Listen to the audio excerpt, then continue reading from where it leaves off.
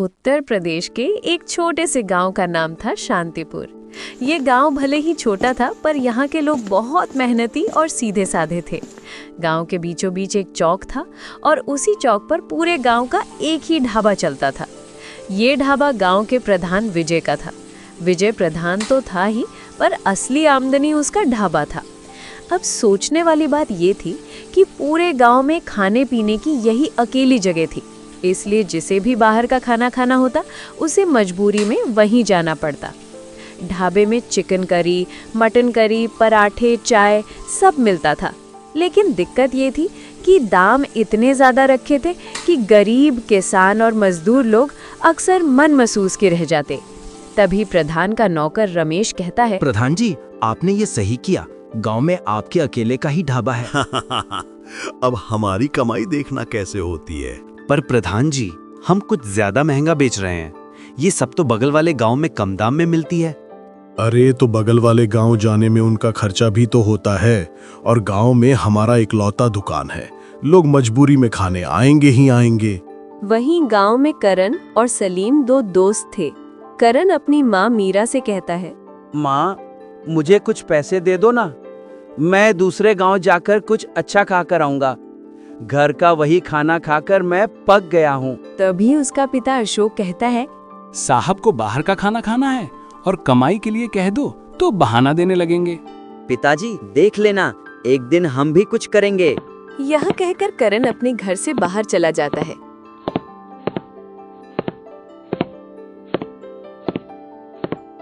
करण गांव के बड़े से पेड़ के नीचे जाकर अपने दोस्त सलीम का इंतजार करने लगता है। सलीम थोड़ी ही देर में वहां पहुंच जाता है। क्या हुआ? तुम इतना चिंता में क्यों लग रहे हो? अभी क्या बताऊं सलीम, पिताजी काम ढूंढने के लिए दबाव बना रहे हैं। मैं काम तो करना चाहता हूं, मगर कोई काम मिले तब ना। बात तो तुम सही कह रहे हो। अब मुझे ही देख लो, कब से काम ढूंढ रहा हूँ, मगर मुझे अब तक कोई काम नहीं मिला। खैर छोड़ो, जल्दी चलो बाहर गांव जाके कुछ मसालेदार और चटपटा खा के आते हैं। हाँ चलो चलो, पर आज पैसे तुम देना मुझे, पिताजी ने कुछ भी नहीं दिया। फिर करण और सलीम दोनों ही बाहर के खाने के लिए निकल जाते हैं। दोनों जा रहे होते हैं। उन्हें एक ठेले के पास बहुत सारी भीड़ नजर आती है। अरे यहाँ इतनी भीड़ क्यों है? चलो जाकर देखते हैं। करण और सलीम भीड़ की वजह से देखने जाते हैं। जैसे ही वो दोनों वहां पहुंचते हैं, उन्हें वहां पर Ramesh chicken curry, mutton biryani और भी चीजें बेचते हुए दिखाई देता है। अरे वाह, ऐसा लगता है ऊपर वाले ने हमारी सुन ली। सही कह रहे हो भाई। सलीम रमेश से चिकन और मटन का भाव पूछता है और दोनों ही भाव सुनकर हक्का बक्का रह जाते हैं। 200 रुपए? इतना ज्यादा? दूसरे गांव में तो सिर्फ 100 रुपए का ही चिकन करी और मटन मिल जाता है। उतने में ही प्रधान विजय वहां पहुंच जाता है और कहने लगता है, तो वहीं जाकर खा लो ना, हमने कहाँ मना किया है। वैसे भी दूसरे गांव में खाने के लिए भी 50 ही दे रहे थे ना, तो इससे अच्छा यहाँ दे दो, क्या दिक्कत है। अच्छा, तो ये आपकी दुकान है, तभी सोचूं कि ये इतने ज्यादा दाम में चिकन क्यों बेच रहा है। फिर दोनों वहां से चले जाते हैं। एक दिन दोनों चौक पर बैठे बैठे चाय पी रहे थे। तभी ढाबे से निकलते हुए प्रकाश और विपिन नाम के कुछ किसान बड़बड़ाते हुए आ रहे थे। अरे इतना महंगा खाना, आधा पेट भी नहीं भरा और जेब खाली हो गई। प्रधान जी को तो बस पैसा चाहिए, स्वाद और मेहनत कश गरीब की हालत से इन्हें क्या लेना देना। ये सुनकर सलीम और करण की आंखों में चमक आ गई।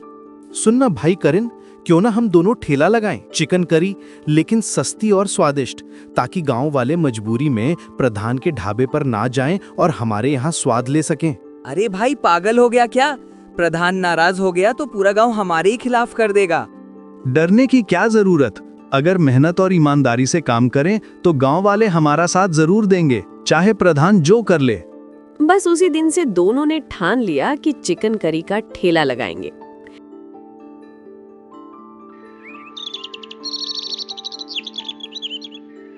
कुछ दिनों की तैयारी के बाद दोनों ने मिलकर गांव चौक पर ठीक प्रधान के ढाबे के सामने अपना ठेला लगाया। दोनों ने सुबह सुबह ताज़ा मसाले पीसे, प्याज, अदरक, लहसुन और घर का बना मसाला। तेल भी कम डाला और स्वाद जबरदस्त। और सबसे बड़ी बात, 1 प्लेट चिकन करी और 2 रोटी सिर्फ 50 रुपए में। अरे ये तो बड़ी अच्छी दुकान दिख रही है, जरा एक प्लेट तो लगाना भाई। जी अभी लगाता हूँ। सलीम अपने ग्राहक को चिकन और रोटी खिलाता है।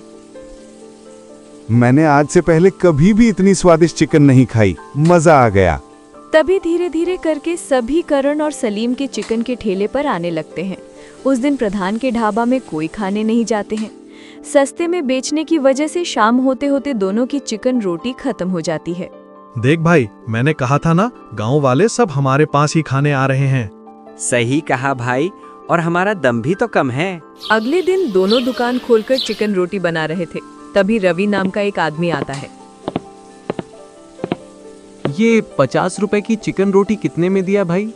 भाई पागल वागल है क्या तू? 50 की चिकन रोटी 50 में ही देंगे ना। उसके बाद रवि भी चिकन रोटी खाने लगता है और इधर प्रधान का दुकान बंद ही हो गया था। उसके यहाँ कोई भी खाने नहीं जा रहे थे। अरे रमेश, हमारा चिकन मटन का धंधा चल क्यों नहीं रहा? मालिक, वो करण और सलीम 50 रुपए में ही चिकन रोटी बेच रहे हैं और मैंने सुना है उनकी चिकन रोटी बहुत स्वादिष्ट है। हमें कुछ ना कुछ तो करना पड़ेगा, नहीं तो सारा धंधा चौपट हो जाएगा। मालिक, मेरे पास एक तरकीब है। तरकीब? कैसी तरकीब? मालिक, जैसा मैं कहूँ बस वैसा ही करना। जैसे ही रात होती है, प्रधान और रमेश दोनों ही रात के अंधेरे में आकर करण और सलीम के ठेले में आग लगा देते हैं।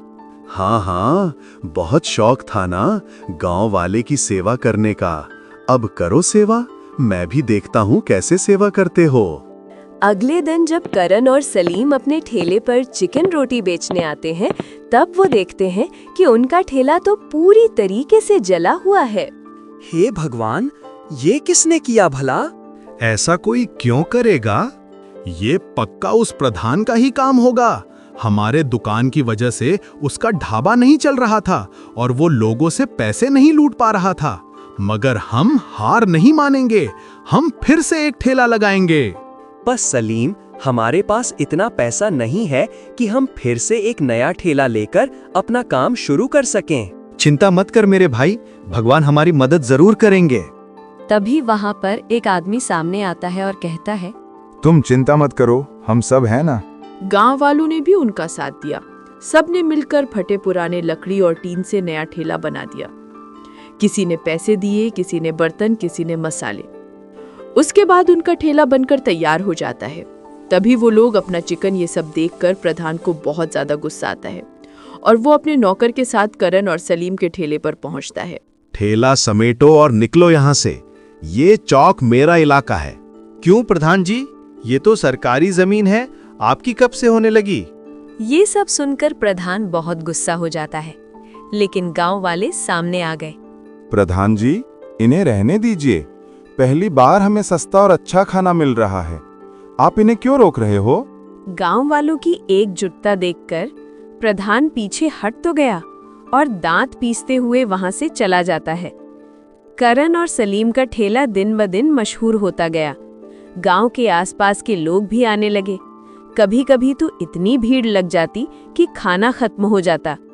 इस तरह प्रधान का ढाबा पूरी तरह बंद हो गया। लेकिन प्रधान कहाँ रुकने वाला था। उसने फिर रात को अपने नौकर के साथ उसका ठेला जलाने की सोची। ऐसे ही वो ठेला जलाने वाला था, तभी एक आदमी देख लेता है और चिल्लाने लगता है। उसके चिल्लाने की आवाज सुनकर सब लोग वहां पर इकट्ठा हो जाते हैं। क्यों प्रधान जी, फिर से ठेला जलाने का प्लान है क्या? लगता तो यही है सलीम। रात को प्रधान जी उल्लू की तरह क्यों घूम रहे हैं गांव में? उसके बाद गांव वाले सब प्रधान को मारने वाले होते हैं। तभी प्रधान गिड़गिड़ाते हुए बोलता है, मुझे माफ कर दो, मैं आगे से ऐसी गलती बिल्कुल भी नहीं करूंगा। तुम्हारी तरक्की देखकर मुझे जलन हो रही थी। इससे अच्छा प्रधान जी, आप गांव वालों की भलाई और गांव के तरक्की में ध्यान देते तो लोग आपको ज्यादा इज्जत देते। धीरे धीरे उनका ठेला पहले से भी ज्यादा मशहूर हो गया। गांव वाले कहते, प्रधान का ढाबा सिर्फ पैसा खींचता था, लेकिन ये दोनों हमारे अपने हैं। इनकी करी में स्वाद भी है और दिल भी। कुछ समय बाद आसपास के कस्बों से भी लोग चिकन करी खाने आने लगे। अखबारों में भी खबर छप गई। 2 दोस्तों की ईमानदारी ने तोड़ी प्रधान की बादशाहत। अब प्रधान का ढाबा खाली रहने लगा। आखिरकार हार मानकर उसने दोनों को बुलाया और कहा, तुम दोनों ने साबित कर दिया कि मेहनत और सच्चाई से बड़ा कोई नहीं। मैं चाहता हूं कि हम सब मिलकर एक बड़ा होटल खोलें, जहां सस्ता और स्वादिष्ट खाना मिले। दोनों ने सोचा और कहा, हम तैयार हैं, लेकिन शर्त ये है कि खाने का दाम इतना रखें कि खाना हर गरीब को भी आसानी से मिल सके। प्रधान को भी समझ आ गया कि असली ताकत लोगों का प्यार है, न कि सिर्फ पैसा। धीरे धीरे उनकी चिकन करी पूरे इलाके में मशहूर हो गई। अब वो सिर्फ ठेला नहीं रहा, बल्कि एक छोटा सा रेस्टोरेंट बन गया। दोनों दोस्तों ने वहां गांव के बेरोजगार नौजवानों को काम पर रखा।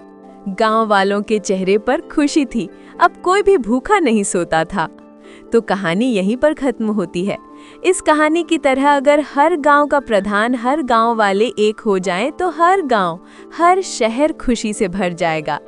आज के ज़माने में ऐसा कहाँ, ये सब तो बस कहानी में ही देखने को मिलता है। दोस्तों, हमें एक अच्छी कहानी बनाने में बहुत मेहनत लगती है। अगर आपको कहानी अच्छी लगी हो तो एक प्यारा सा कमेंट कर दें और चैनल को सब्सक्राइब कर दें। धन्यवाद।